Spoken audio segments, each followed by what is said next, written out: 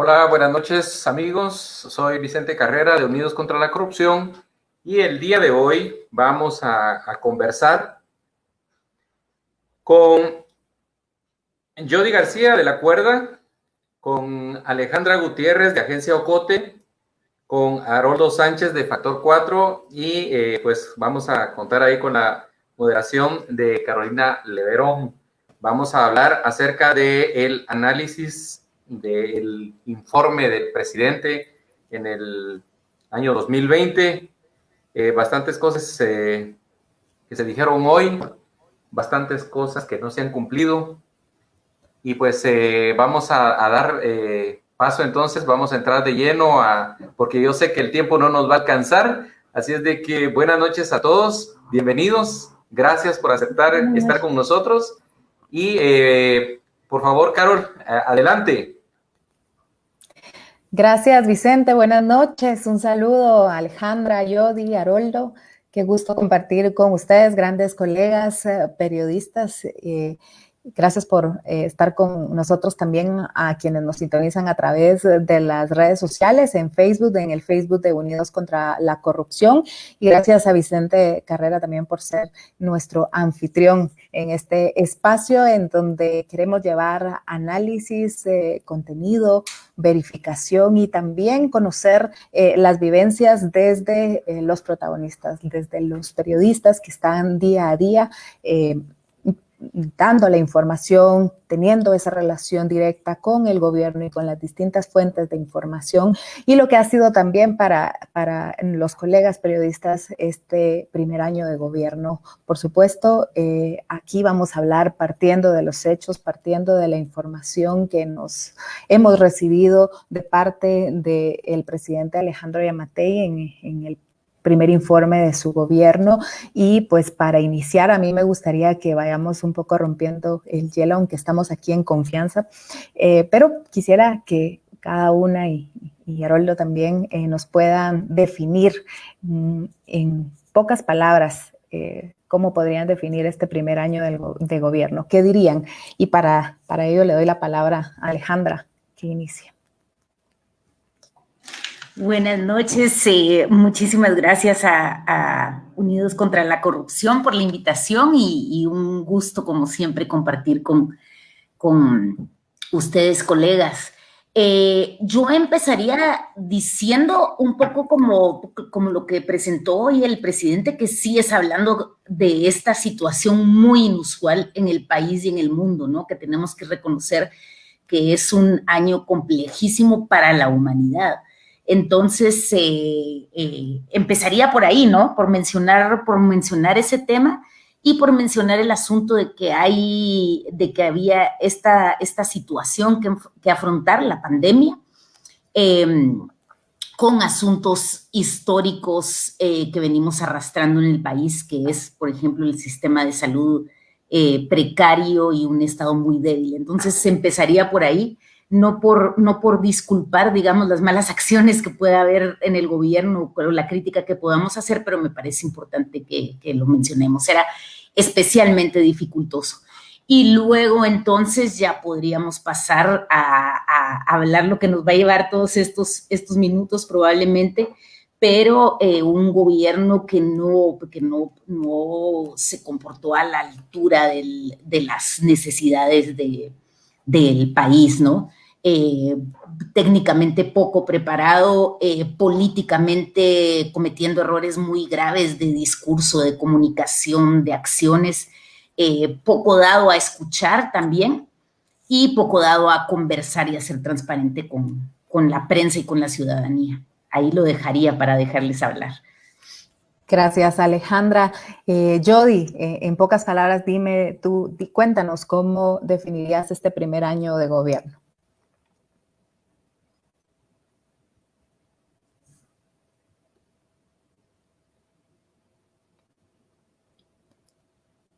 No tenemos a Jody en este momento, entonces, si les parece, continuamos con Haroldo, con esta misma introducción. Adelante. Bueno, efectivamente, un primer año con más luces que sombras. Creo que las expectativas que la población tenía con respecto al gobierno de Yamatei, conforme fueron pasando los días, las semanas y los meses, demostró demasiadas deficiencias. Creo que el tema de la corrupción y los malos manejos está lastrando a esta administración.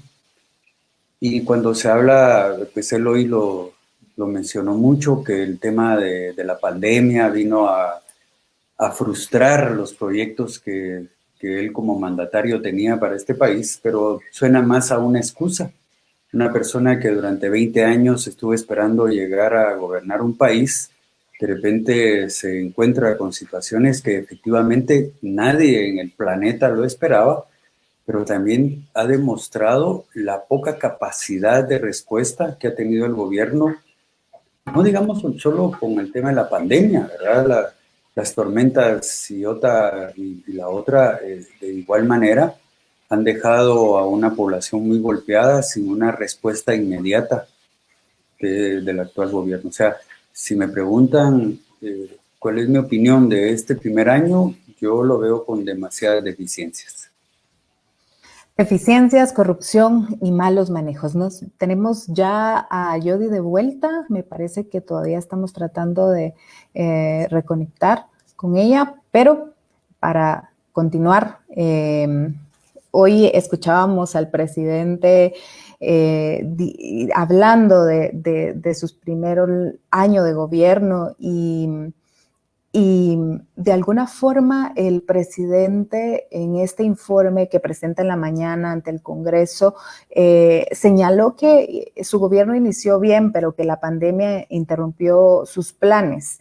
Entonces, les pregunto si el gobierno asegura haber centrado sus esfuerzos en el manejo de la pandemia. ¿Cómo podríamos valorar o cómo creen ustedes que se dio este manejo de la pandemia? Alejandra.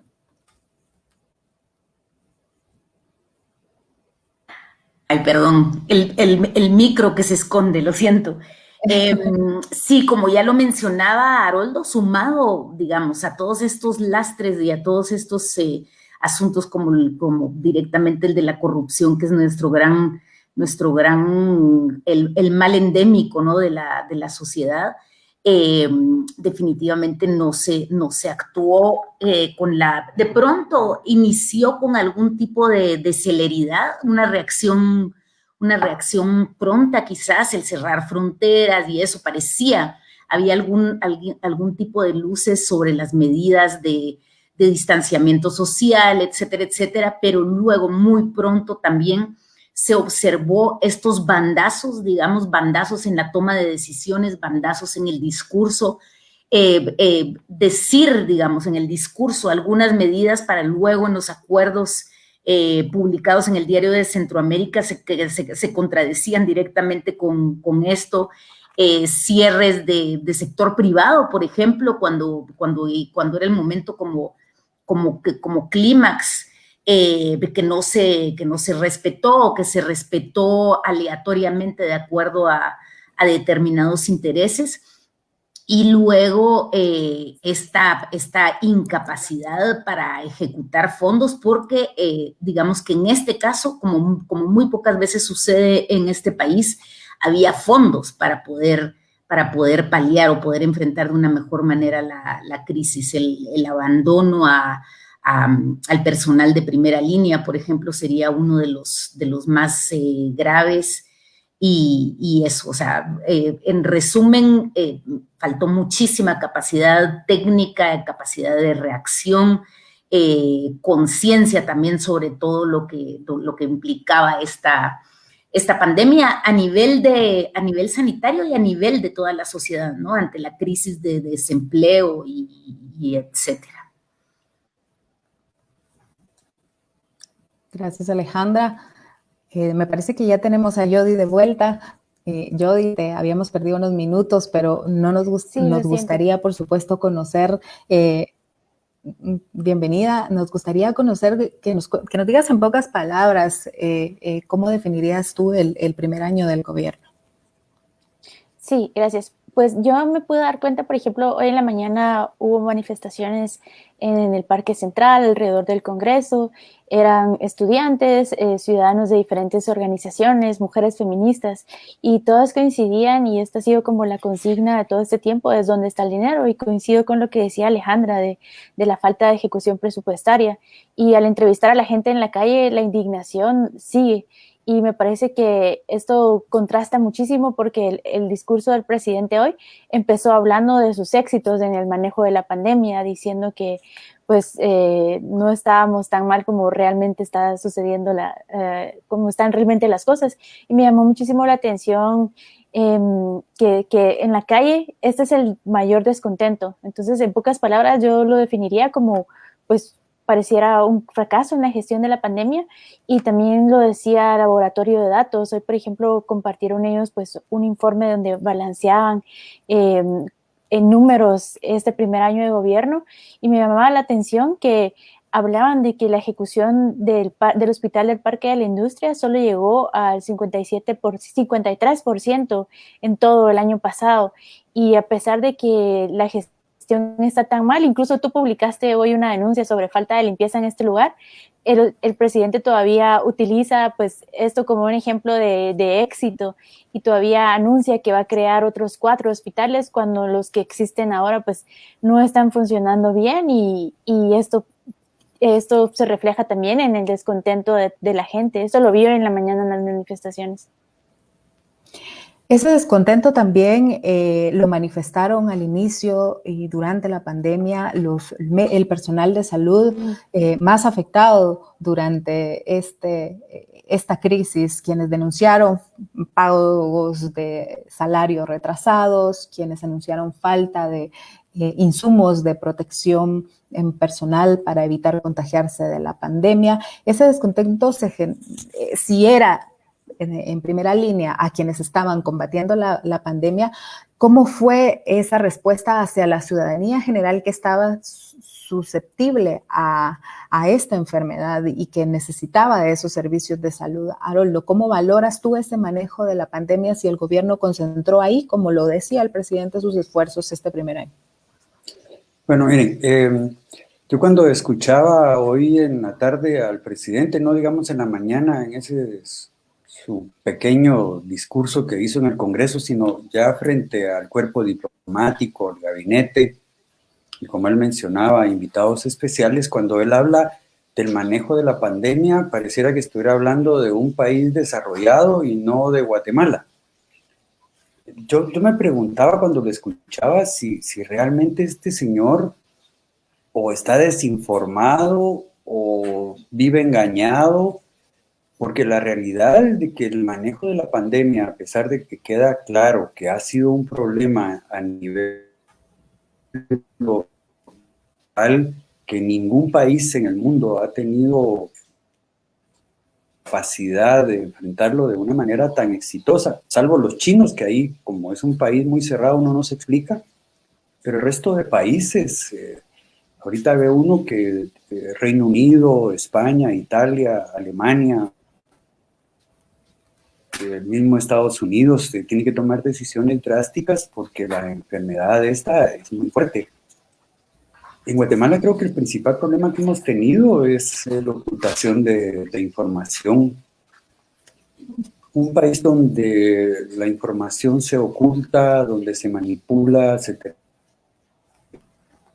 es difícil que se tome conciencia primero a nivel individual y luego que podamos decir que realmente Guatemala es un ejemplo ante el mundo con el combate a la pandemia. Es lo que este señor estuvo diciendo y repitiendo. O sea, yo sí siento que hay un mal manejo, que los números que nos han dado a conocer no son los reales, que el número de personas fallecidas es mucho más grande, que el número de personas contagiadas es pero grandísimo.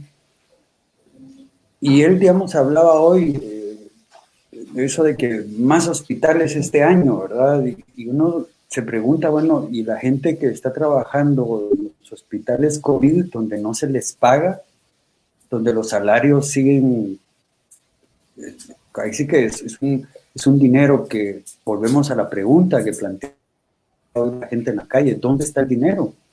ni siquiera se tiene dinero para pagarle a quien está exponiendo su vida, porque acordémonos que un gran número de personal de salud ha fallecido al enfrentar esta pandemia sin la protección necesaria, que no solo ha pasado en Guatemala, ha pasado en todos lados, pero principalmente acá, donde se aprobaron millones de quetzales para el combate al COVID-19 y la realidad es que muy poco se vio.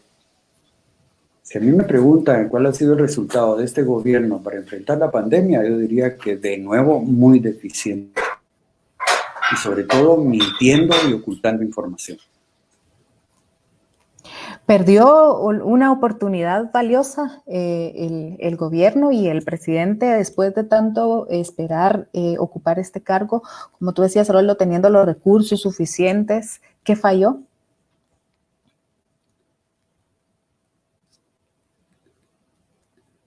¿Harold? Bueno, ¿qué falló?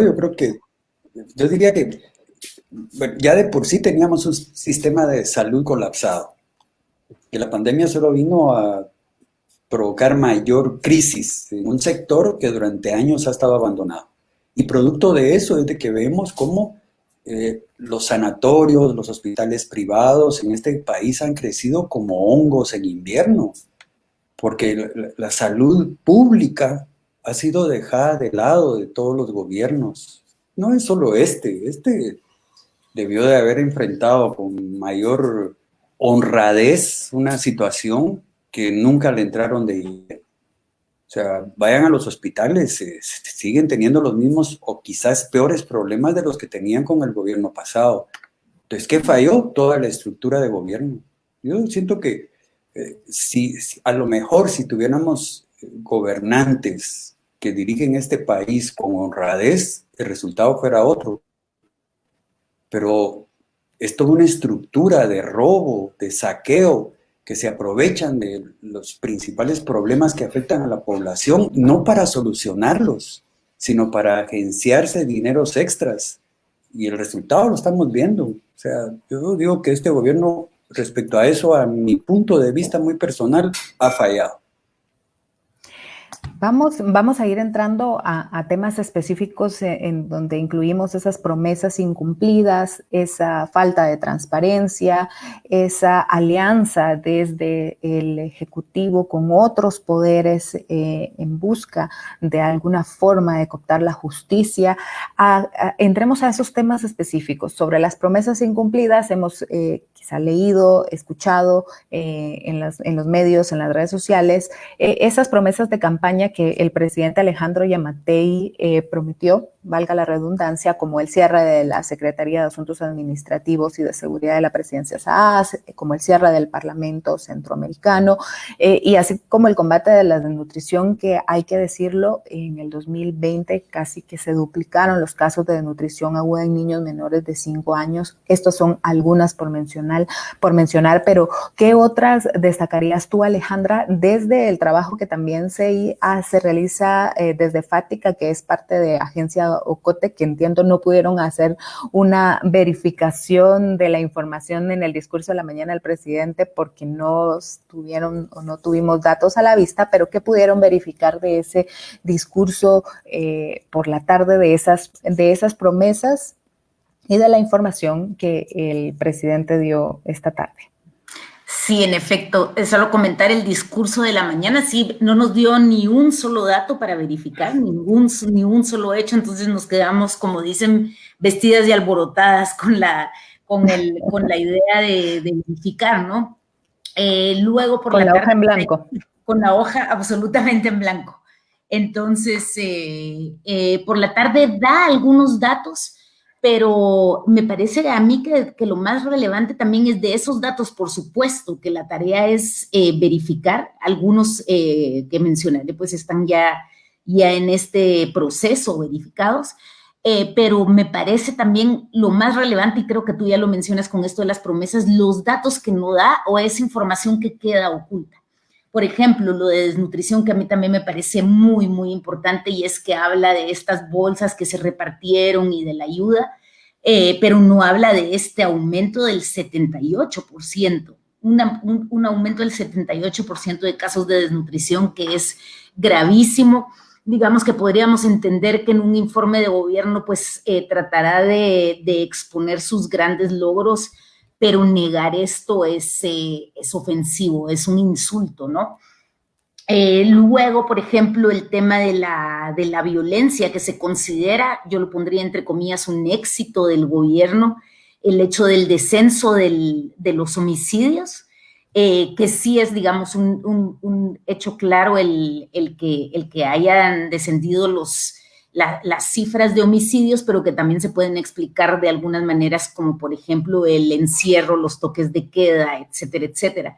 Pero no se menciona otros asuntos como el aumento dramático de la violencia intrafamiliar, que más o menos se calculaba el Ministerio Público en un 38% de aumento, ¿no?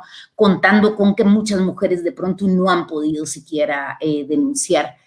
Otro de los temas es el de la atención a las mujeres embarazadas, que emitió ahí algún dato que resulta, nos parece engañoso, porque habló de la atención a las embarazadas y de la entrega de nutrientes, pero luego reportes del OSAR, por ejemplo, del Observatorio de la Salud Sexual y Reproductiva, hablan de un 33% del descenso en atención a las mujeres. Entonces, digamos que yo diría, sí, de pronto ya hay datos que pueden ser reales, que sí, que se hizo alguna entrega, etcétera, etcétera, pero lo más relevante es ver que no nos están contando. Entonces, Alejandra, Jody, justamente en ese sentido, en el tema de datos, se presentó una disparidad en cuanto a los femicidios cometidos durante el 2020. ¿Qué fue lo que tú lograste detectar de la información que el presidente presentó esta tarde en el primer informe de gobierno?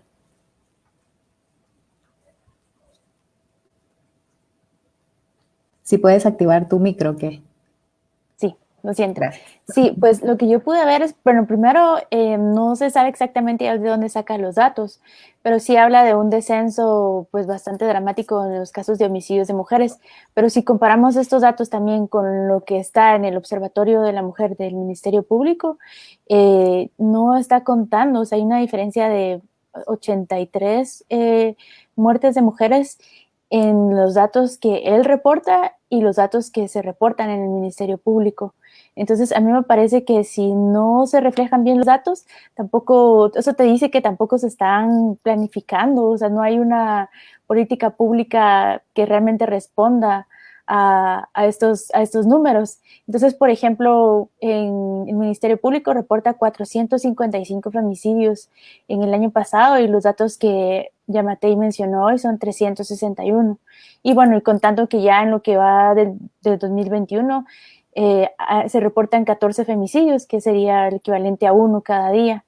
Y otra cosa que me llamó la atención y que no mencionó para nada el presidente fue pues algo de su ministro, cuando habló como de temas de seguridad ciudadana, solo mencionó los datos de criminalidad, pero por ejemplo en la mañana, en las manifestaciones en la calle, este era uno de los reclamos más grandes. No hay absolutamente nada en contra de Henry Reyes por los abusos cometidos por la policía en las manifestaciones del año pasado. Y no hubo ninguna mención a él, tampoco hubo una gran mención de la Policía Nacional Civil, solo que van a ampliar el número de comisarías. Y incluso lo mencionaba el Procurador de los Derechos Humanos, de que se esperaba que lo removieran o algo. Y en el Ministerio Público pues tampoco hay como mayor información de cómo ha ido avanzando esta denuncia. Lo único que se sabe es de que ya empezaron a citar a los manifestantes que fueron afectados a la Fiscalía de Delitos contra la Vida. Entonces, pero las dos denuncias que se presentaron en contra de Henry Reyes y José Tzubán, que es el jefe de la Policía Nacional Civil, pues no hay mayor información de qué avance han tenido en el Ministerio Público. Y es importante mencionar que tampoco hubo una mención absoluta a este tema durante el informe, que se entiende que pues lo que quiere hacer es destacar su trabajo, pero también pues fue totalmente ignorado este tema y en la calle, en las manifestaciones, seguía presente. Incluso una manifestación que cubrí pequeña en la mañana, una de las mujeres, su primera petición es no nos repriman. Entonces el miedo de la ciudadanía pues está allí versus el silencio del gobierno respecto a cómo se garantiza el derecho a la libertad de expresión y de manifestación. Y ya que Jody sacas justamente el tema de las protestas y la represión, recordemos que el 2020 cerró con ese descontento ciudadano que se evidenció en las calles versus la represión del gobierno a ese malestar de la ciudadanía. Haroldo, tú que has estado presente en todos los gobiernos de la democracia, y con esto no estoy diciendo indirectamente que eres el veterano del panel, pero ¿cómo calificarías el actuar del presidente con los medios de comunicación, sus salidas de tono, la intolerancia a la crítica y esa actitud en contra de la ciudadanía en las manifestaciones que vimos al finalizar el año? Bueno, hay que ver el tipo de carácter y la personalidad del presidente, ¿no? Él siempre es una persona prepotente, muy abusivo. Y con el tema de los periodistas, pues él tampoco es una persona que acepta la crítica. Al contrario, es una persona que detesta a los periodistas, sobre todo a aquellos que no están alineados a través de sus propios medios de comunicación, y a los medios independientes él ya los tiene señalados. Entonces, yo creo que miren, aquí lo que tenemos que ver es de que este gobierno es intolerante de manera directa, pero Jimmy Morales será otro presidente intolerable, aunque será más diplomático, digamos, si queremos usar ese término. Ahora bien, igual en el gobierno de Jimmy Morales también se dieron hechos en contra de periodistas. También él aceptó censuras en contra de medios que no estaban a sus órdenes. Que fueron asesinados, otros que fueron golpeados. O sea, no olvidemos que también el gobierno de Jimmy Morales fue muy violento con los periodistas.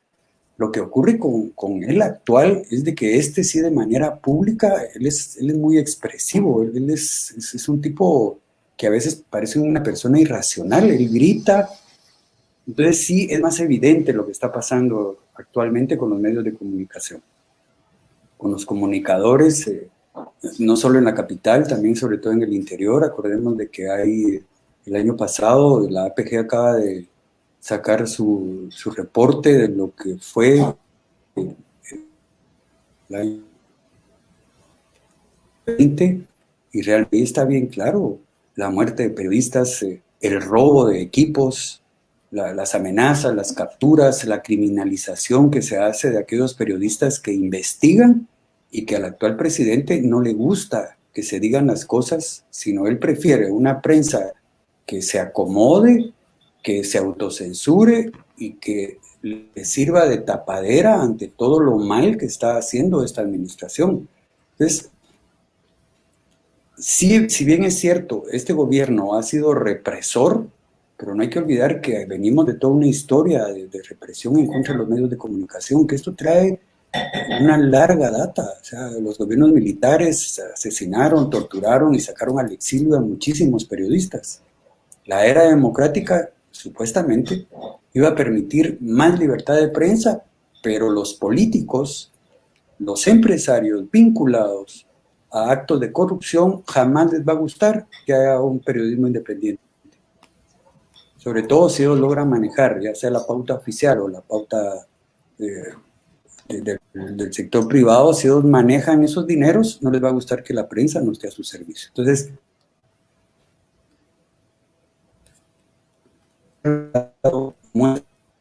de quien critica, eso sí es evidente, pero es que también viene desde el gobierno anterior. Alejandra, ¿cuál es tu opinión en este sentido en cuanto a la actitud del presidente frente a los medios, incluso frente a la misma sociedad civil, ese distanciamiento, incluido hasta su mismo vicepresidente?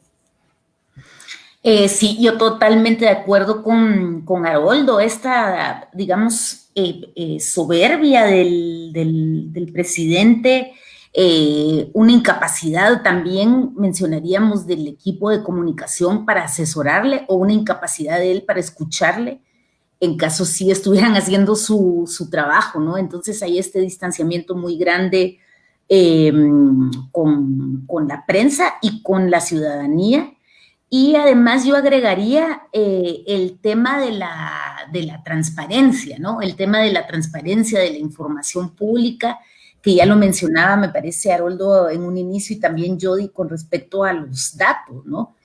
Que también es un atentado contra la libertad el derecho a la información y al ejercicio periodístico, que es no estar revelando la información adecuadamente, y digamos que también, nuevamente, es el sistema, un mal manejo de los datos, sistemas caducos, etcétera.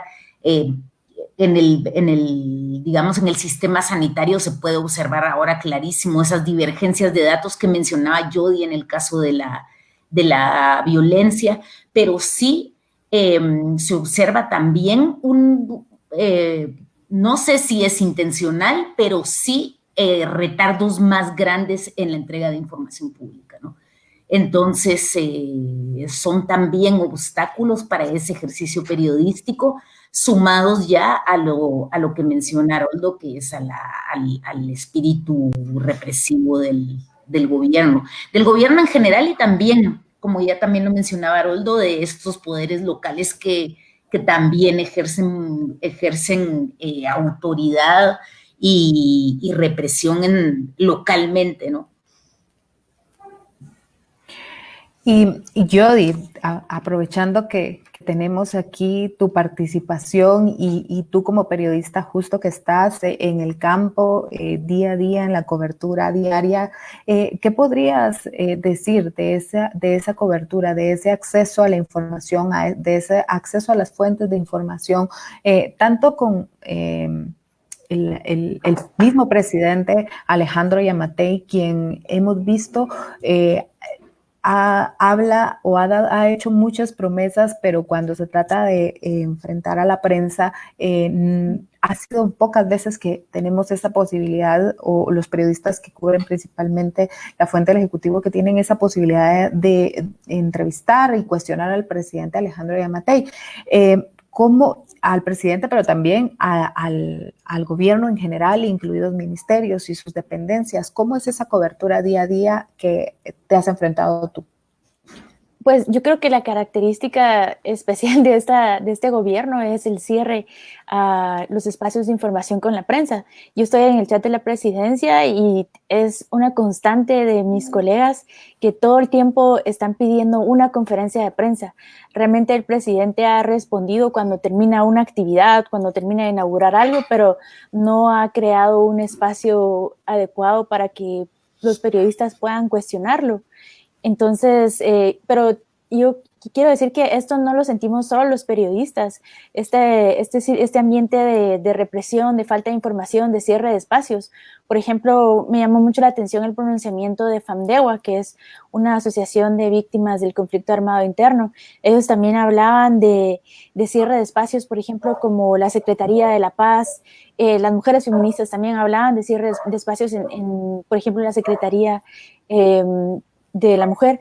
Entonces, sí, este ambiente va más allá de solo los periodistas y es preocupante porque pues el presidente no se deja cuestionar y se percibe más intimidación, más represión incluso.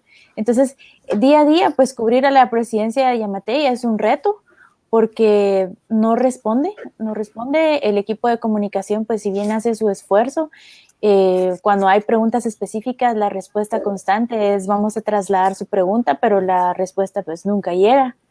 Entonces, esto dificulta que la información llegue a la población y que se entienda realmente qué es lo que está pasando en el gobierno, cómo se están manejando los fondos, cómo se están manejando las crisis. Y como te digo, pues esta preocupación va más allá del gremio periodístico. Este cierre de espacios pues se puede percibir en diferentes sectores. Gracias, Jody. Me gustaría hacerles una pregunta y la lanzo para quien quiera responderla, y es si creen que hay algo positivo o algún aspecto positivo que podría destacarse de este primer año del gobierno. ¿Quién se anima a responder?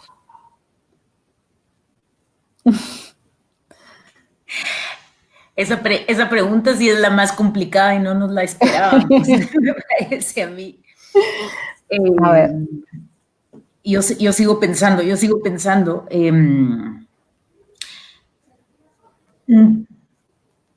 A mí no, por el momento no se me ocurre, pero para decir algo, mientras Jody responde. Mientras Jody piensa en algo. Mientras Jody piensa en algo, bueno, mencionaba hoy el presidente, dice, va a ser esta la generación más preparada, no sé cómo fue la frase, de hecho la anoté y la entrecomillé, la generación más preparada de la historia, habló algo así, yo supongo porque de los palazos que se recibieron el año pasado, entonces algo se habrá aprendido. Entonces, de pronto pensar en este espíritu ciudadano, en el espíritu organizativo, y no me estoy refiriendo a gobierno, sino pensando en país, ¿no? Que de pronto y esta lógica organizativa para resolver el espíritu comunitario también para el cuidado colectivo que se observó en algunos espacios, eso me parecería positivo. Nuevamente digo, no de parte del gobierno, alguien de nuestra audiencia que nos está, que anotó algo ahí que me parece importante, que no veo ahorita la frase, pero no hubo políticas públicas, ¿no? Sino una especie de apagafuego. No. Y en ese sentido lo relaciono con lo que tú mencionabas, Carolina, que era, o sea, cuánto tiempo ha tenido para poderse preparar, para que este gabinete se pueda preparar, y no lo hubo. De pronto, si podemos decir algo positivo, quizás es el que haya tomado la decisión, por ejemplo, del cambio del ministro de Salud. Me parece una decisión positiva. De pronto es positivo el pertenecer al COVAX, el haber tomado la decisión de pertenecer a COVAX para lo de la vacuna. Eso se me ocurre ahora, por el momento. Y a mí, bueno, yo pienso que tal vez al inicio del manejo de la pandemia en cuanto a las restricciones, por ejemplo, que fuera mandatorio desde el inicio utilizar la mascarilla, y al final pues los toques de queda, siento que se veía como que de verdad se estaban tomando en serio las cosas, y si lo comparábamos con otros países, pues que fuera obligatorio el uso de la mascarilla era como bastante. Pero luego siento que ya se descarriló todo en el manejo de los hospitales, o sea, todo lo que vimos en cuanto al pago de médicos, el acceso a insumos. Entonces yo creo que destaco que al inicio como que empezó bien, pero luego pues todo ya, él se desentendió, y creo que todos escuchamos esta cosa que dijo de que pues él ya había salido de eso y ahora pues estaba en manos de la población. Entonces eso me hace entender de que pues fue nada más una llamita al inicio, y es lo único que se me ocurre ahora. ¿Haroldo?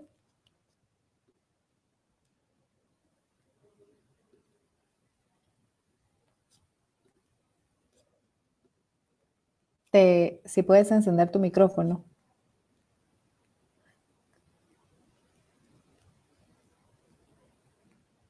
Me parece que Haroldo está teniendo pues problemas con su conexión a internet. ¿Escuchan? Ahora sí te escuchamos. Ok. ¿Cuál es la pregunta? Perdón. Les hice una pregunta si estaban dispuestos a contestarla, si creían que había algo positivo que rescatar de este primer año de gobierno. Bueno, yo creo que todo en la vida tiene luces y sombras, ¿verdad?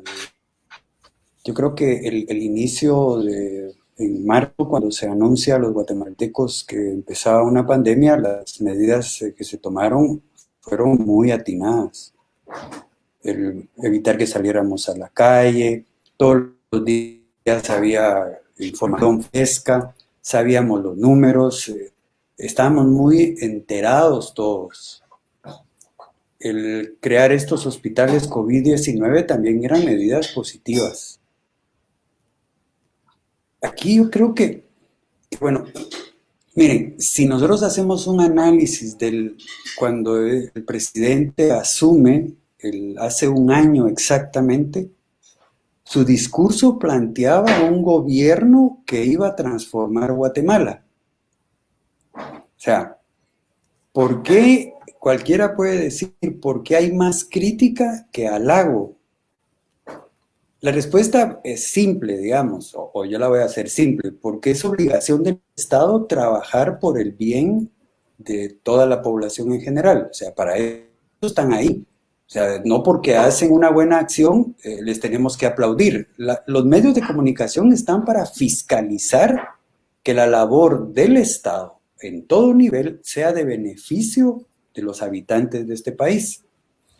Entonces, cuando vemos eso, nos gana más toda la opacidad que ha tenido este gobierno en el uso de los fondos que el Congreso ha aprobado, porque en este momento somos uno de los países más endeudados de América Latina.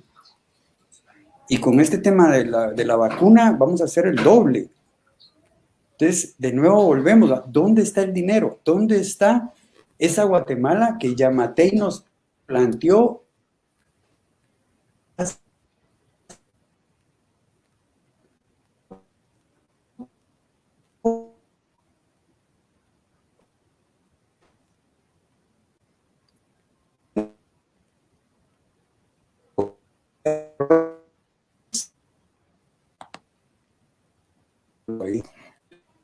Me parece que tenemos un problema con la conexión de Haroldo y lo hemos perdido. Ya estoy aquí. Sí. Ya. Entonces, yo no voy a estar diciendo aquí que este señor ha hecho las cosas de manera perfecta y que fue la pandemia. No, la verdad es que el resultado es terrible. Más pobreza, más desempleo, menos oportunidades para la gente con menos recursos en este país. Entonces, eso debió haber él luchado por ayudar a la gente, pero aquí primero fue la economía y después fue la salud.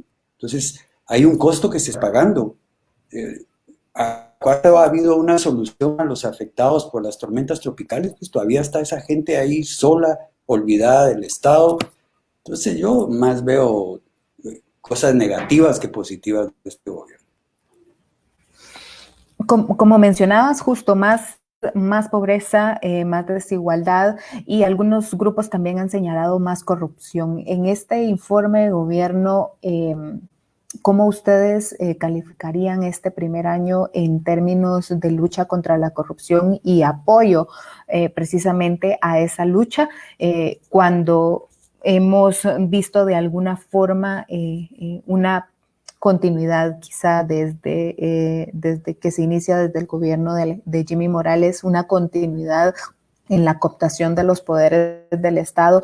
¿Cómo han visto ustedes el actuar del Ejecutivo frente a procesos claves para garantizar la independencia de la justicia, en donde pide, por ejemplo, que se elijan cortes y que se obedezcan resoluciones de la Corte de Constitucionalidad, pero la misma bancada oficial en el Congreso bloqueaba durante las sesiones durante el 2020 el poder llevar a cabo esa elección para elegir a personas idóneas?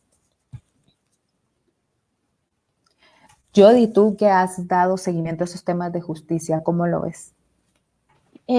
Pues bueno, la verdad es que yo creo que las cosas han empeorado en este último año y quizás no es totalmente culpa de Alejandro Yamatei, pero sí él está aliado con los sectores que mantienen pues sometidos a los jueces independientes. Este año pues hemos visto un incremento en los ataques a la jueza Erika Ifán, por ejemplo, también a otro tipo de jueces, como por ejemplo la jueza Yat Marcos, la jueza que resolvió suspender el proceso de elección en el Colegio de Abogados, pues inmediatamente después de su resolución fue denunciada por la Fundación contra el Terrorismo, y ahora pues vemos que en el Ministerio Público también este tipo de denuncias sin fundamento están avanzando.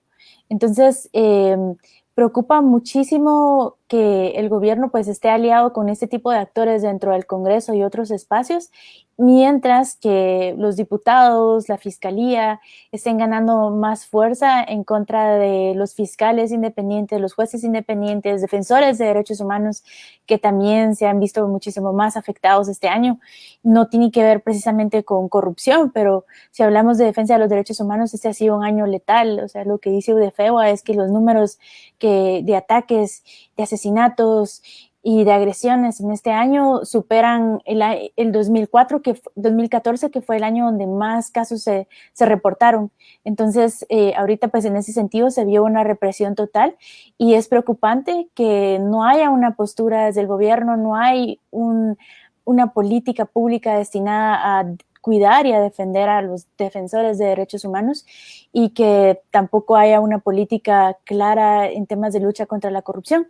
Se destacó pues que el presidente creó esta comisión contra la corrupción, donde hay algunos fiscales que tienen antecedentes positivos en este sentido, pero no se compara pues el trabajo que viene realizando la FESI y que realizó en algún momento la CICIG.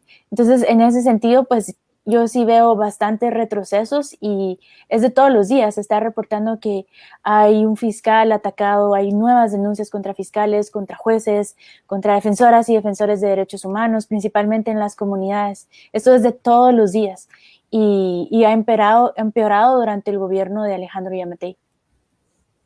Alejandra, ¿tú ves un compromiso genuino de parte del gobierno en cuanto a la lucha contra la corrupción? No, o sea, empezando por lo que ya hemos mencionado y que mencionaba yo sobre la transparencia, ¿no? Que es el paso 1.0.01 para evitar la corrupción, que es esta transparencia en cuanto al accionar, en cuanto a la ejecución, en cuanto a la rendición de cuentas, que como ya decíamos, pues no está haciendo la tarea en ese sentido. Y luego esa permisividad y ese discurso muy blando respecto a lo que sucede en todo el sistema, ¿no?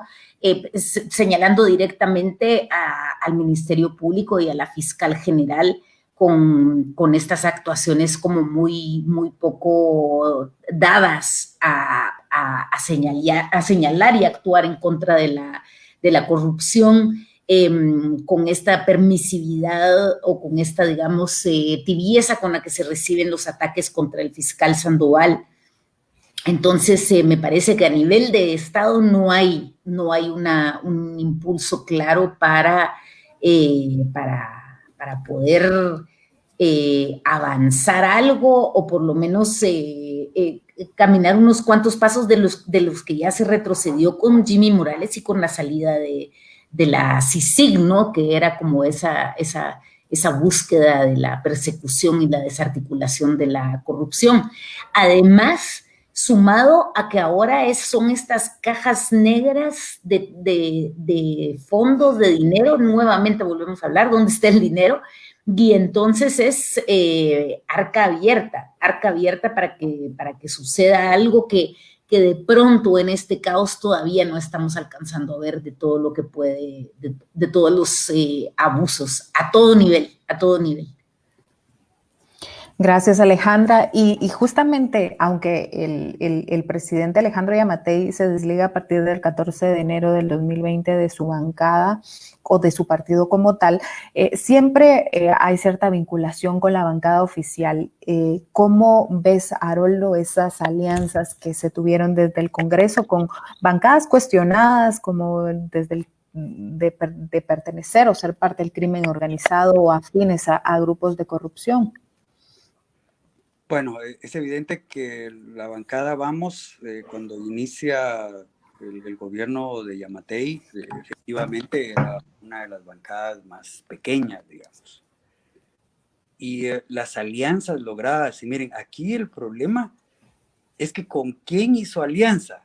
Entonces uno ve que el principal aliado que tiene ahí adentro es la UCN. Es un partido vinculado con el narcotráfico, cuyo candidato presidencial se encuentra detenido en Estados Unidos.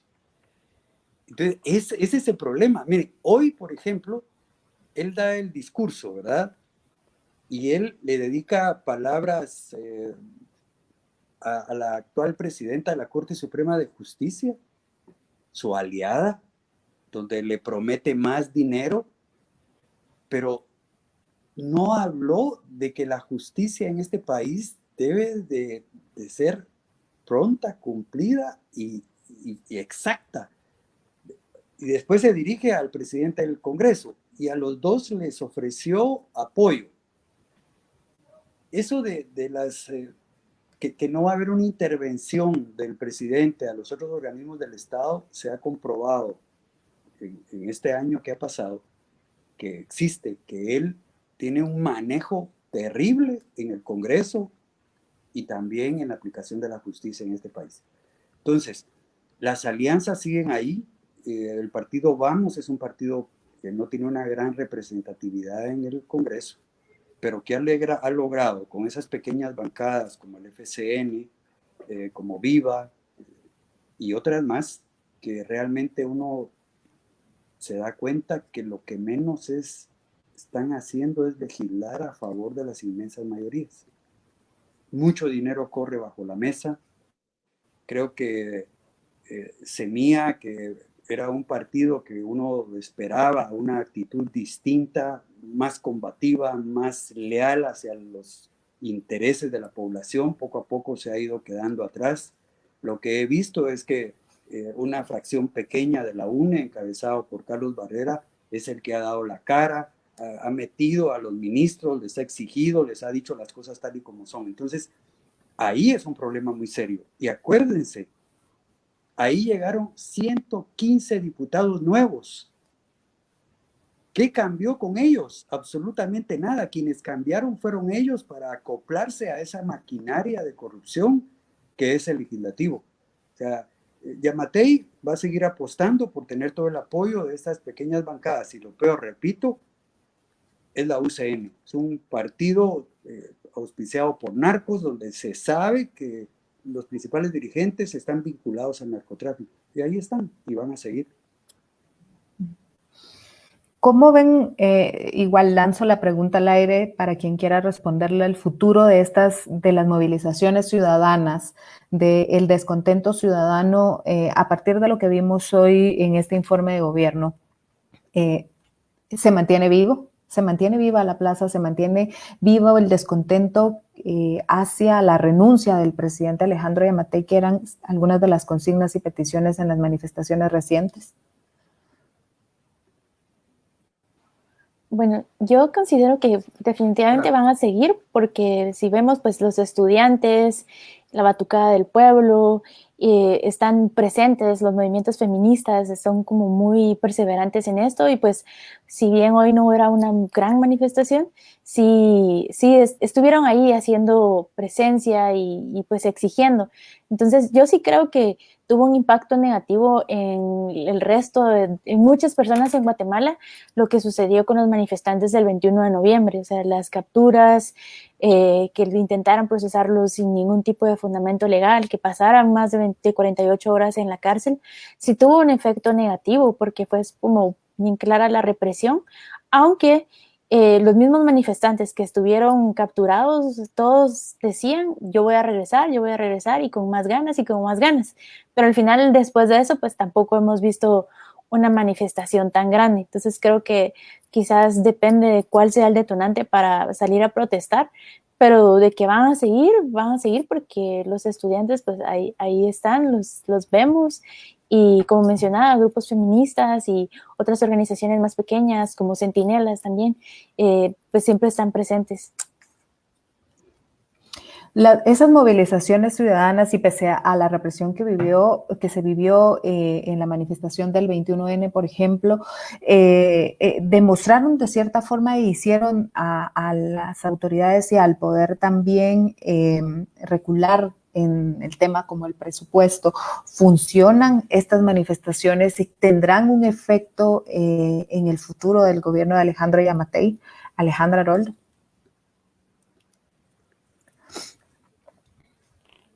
Bueno, yo pienso que las manifestaciones es un derecho ciudadano que permite manifestarle a los gobernantes el repudio o el rechazo a sus acciones de gobierno.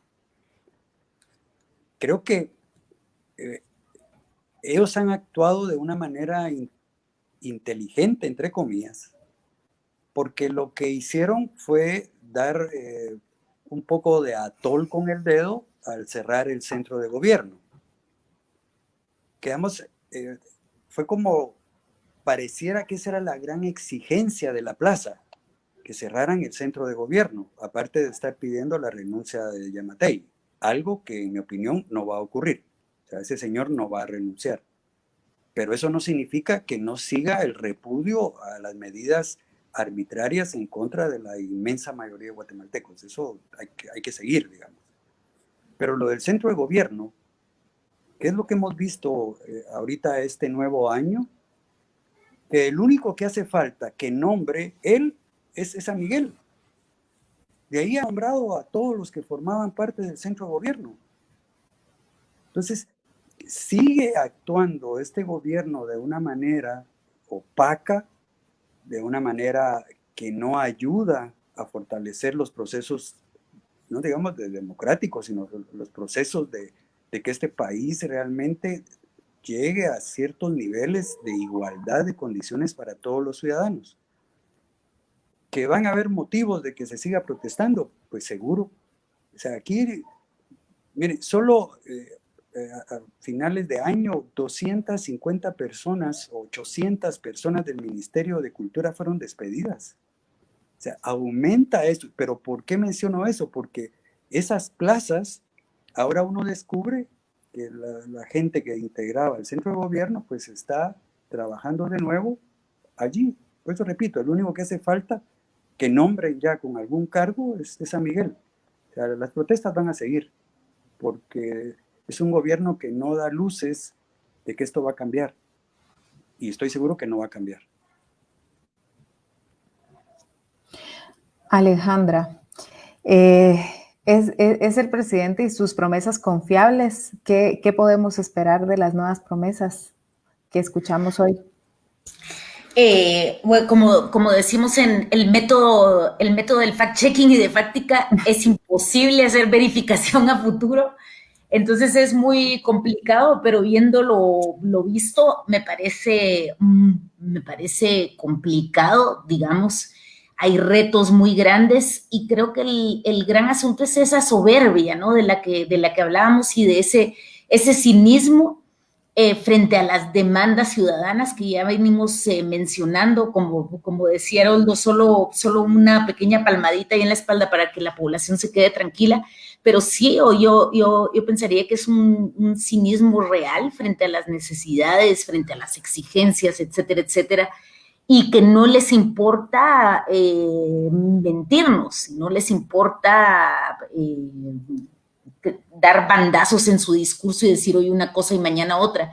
Entonces, esperaríamos que sí, por el bien de la nación relacionado con los temas de salud, me parece muy, muy clave, mucho más allá de esta construcción de infraestructura que pareciera que es el único interés, ¿no? Pero eso, es imposible verificarlo. Si sigue en esta ruta de, por ejemplo, no tomar decisiones sobre miembros del gabinete que ya sabemos que no es que sean las personas más idóneas, entonces malos augurios hay para el futuro.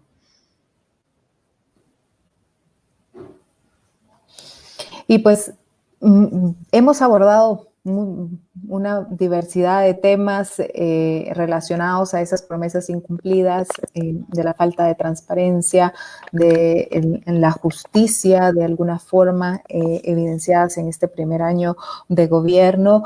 Y me gustaría que antes de pasar a ese espacio de preguntas también que tenemos de la audiencia que nos está sintonizando y que agradecemos que lo estén haciendo a esta hora de la noche aún, y ese interés de seguir construyendo ciudadanía.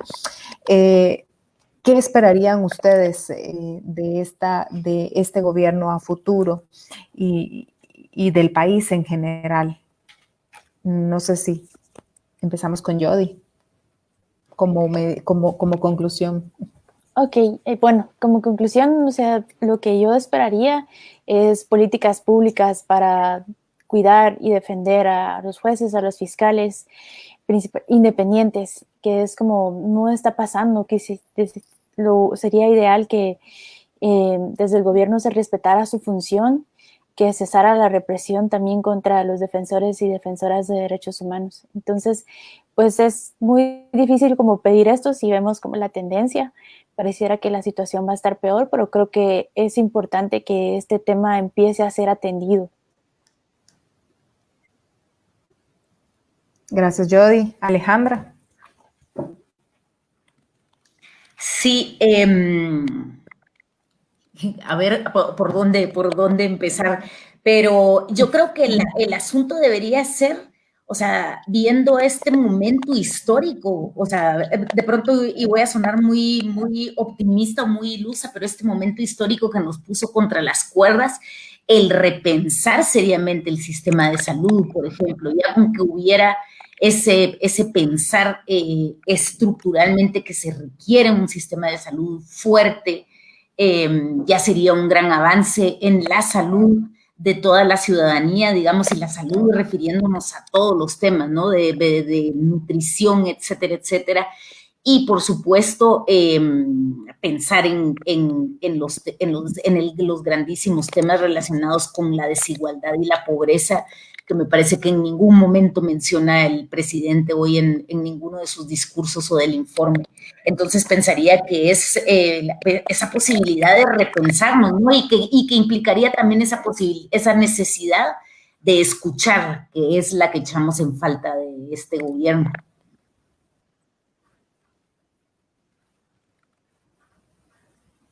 Repensarnos y escuchar. Haroldo, ¿qué es lo que esperarías tú para el beneficio de la ciudadanía, de los guatemaltecos que día a día pues se despiertan para salir a trabajar y seguir luchando?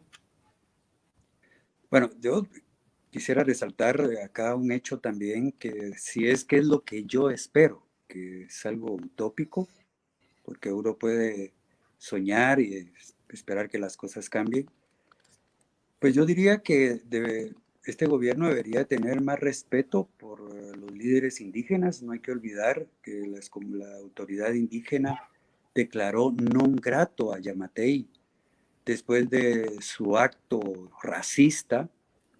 Este año pasado hemos visto cómo sacerdotes mayas han sido asesinados por la intolerancia religiosa que nace desde el propio Estado. Ustedes ven a este señor cada vez que termina un discurso con una vehemencia pero grandísima, con ese que Dios bendiga a Guatemala. O sea, eso. Y luego el tema de los migrantes. Ayer platicaba con una persona, un empresario, y era consciente este señor que este país está funcionando por las remesas. Si no fuese por las remesas, Guatemala estuviera en una situación mucho peor de la que está. Aquí no es lo que genera el sector privado, es que no nos engañemos. Aquí Guatemala se está sobreviviendo por las remesas, y este gobierno ha sido irrespetuoso, como fue el de Jimmy, que solo los han usado para no solo conseguir votos, sino también dinero, y después se olvidan de ellos. En la pandemia los han dejado. Las autoridades diplomáticas no les ha interesado la suerte de los migrantes. Entonces yo pensaría por ahí, ¿qué quisiera yo para el próximo año? para este año, más fuentes de trabajo, más oportunidades, que los guatemaltecos que se enferman puedan ser atendidos con dignidad, que las escuelas funcionen, que haya agua potable en las escuelas. Este señor que se acaba de ir, el doctor Asturias, ya podemos regresar a las escuelas y hay infinidad de escuelas, por no decir número, donde no hay agua potable, donde todavía hay clases en el interior del país, donde un maestro no da solo una clase, da 2, 3, hasta 4. Ahí los niños amontonados, o sea, mire, hay mucho que hacer. Desgraciadamente creo que a Guatemala lo que le ha hecho falta es tener estadistas, porque los que llegan son políticos que únicamente les interesa enriquecerse ellos, sus familias y sus cuates y sus financistas, devolverles la plata que les dieron. Entonces, uno quisiera tantas cosas para este país, pero la realidad topa con que los que tienen el poder para transformar este país no les interesa. Ese es el asunto. Muchísimas gracias, Haroldo. ¿Puedo agregar algo a la lista de reyes tardíos que estamos haciendo? Que es, claro, también me parece bien, me parecería en estos deseos, lo del tema ambiental, que creo que es un asunto que no se puede aplazar. El cambio climático, la pandemia nos está demostrando lo imprescindible, lo urgente que es para la vida de la humanidad, la vida de la humanidad en general. Entonces también en ese repensarnos y en esa reflexión debería haber una apuesta clarísima, contundente por la protección del ambiente. Ese era el último deseo. Yo quisiera agregar algo, Carolina. El tema de la violencia en contra de las mujeres. Este gobierno se ha atrevido a negar todas estas mujeres y niños y jóvenes que han desaparecido a finales del año anterior. O sea, ojalá que este año eso disminuya, pero que hayan ejemplos claros, no como acaba de ocurrir, que la fiscal general del Ministerio Público le entrega unas llaves al jefe de la policía, una institución que salió a golpear mujeres, salió a golpear jóvenes, periodistas que estaban protestando. Entonces, ojalá que esto también cambie este año. Muchas gracias, Haroldo, y pues de esta forma yo le paso la batuta de este análisis a Vicente para que nos comparta cuáles han sido las opiniones, las preguntas de quienes nos han escuchado y a quienes agradecemos por estar atentos y compartir sus opiniones y preguntas a través del Facebook de Unidos contra la Corrupción. Gracias, Carolina. En Twitter, Paola Cano nos escribe, lo que no dijo el presidente en el informe es que Guatemala es el primer país en desnutrición crónica infantil a nivel latinoamericano con un 46.7. Escuchar al presidente pues siempre ha sido, pues en sus primeros días, fue ganándose la antipatía, fue siendo cada vez más difícil escucharle, tal vez lo logró más rápido que el expresidente Jimmy Morales. Pero hoy estuve escuchando su informe y me pareció bien gracioso que o sea, dentro de, por no llorar, por no crujir los dientes, me pareció gracioso que en todo momento su informe, yo no sé si, pues me imagino que se dieron cuenta, pero su informe en él se dedicó a decir, vamos a hacer, vamos a construir, vamos a poner. En ningún momento dijo hicimos, logramos, cambiamos. Cuando uno de ustedes, yo creo que fue Haroldo, dijo que se burla del pueblo, pues yo creo que es la mejor definición. Su informe fue un mal chiste. Nosotros como protesta ciudadana le ponemos un 0, presidente. Ha sido nefasta ha sido nefasto todo este primer año de gobierno. Las peticiones antes de que se diera el informe de gobierno ya eran dimita Yamatei. Desde temprana hora de hoy, esa era la consigna, dimita Yamatei. Queremos la renuncia del ministro de Gobernación, Henry Reyes, porque ha demostrado incapacidad, ha demostrado no tener la suficiente salud mental para ejercer el puesto que amerita, pues es cuidar a los guatemaltecos, no atacarlos. ¿Qué le pedimos nosotros desde Unidos contra la Corrupción a este año? ¿Qué esperamos de este gobierno? Que cese el ataque a los periodistas. ¿Verdad? Tenemos a Sonny Figueroa, que fue humillado, ¿verdad?, por cobardes elementos de la SAAS. Tenemos en Quiché a Anastasia Mejía, que está siendo vulnerada, está siendo burlada, ha sido atacada inmisericordiamente. Entonces, nosotros desde Unidos contra la Corrupción, pues pedimos eso, que cese ese acoso para la prensa y que se respete sobre todo a la mujer, ¿no? Hemos visto que sí, definitivamente el año lo cerramos con una cantidad increíble de personas desaparecidas, algunas señoritas aparecieron muertas. No puede ser, y pues muchas personas aterrizan y creen que pues con esa moral con la que manejan los que nos están gobernando es que pues todas estas cosas suceden de fondo, ¿verdad? Entonces yo quiero agradecerles a todos, a cada uno de ustedes este tiempo, de veras que es invaluable, han sido muy amables, gracias, nos despedimos de toda la gente que nos ha estado siguiendo el día de hoy y pues esperamos que nos vuelvan a acompañar, amigos, en nuestra siguiente charla, que esperamos que sea el 4 de febrero. Así es de que por favor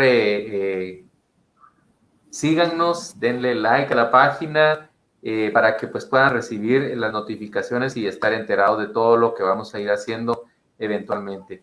Muchas gracias, Carolina, gracias, Alejandra, muchas gracias, Jody, igualmente Haroldo, ustedes son muy amables, les agradezco mucho sus atenciones, su fineza y también el respaldo que en algún momento supieron darme a algunos de ustedes, los que se enteraron de ciertas situaciones que también se dieron por parte de un personaje del gobierno, pero eso ya quedó atrás y pues ahora vamos para adelante, ¿verdad? Así es de que un abrazo para todos ustedes, igual a la audiencia, que tengan feliz noche. Buenas noches. Muchísimas gracias. Buenas noches. Buenas noches, sigamos resistiendo. Un abrazo. Gracias.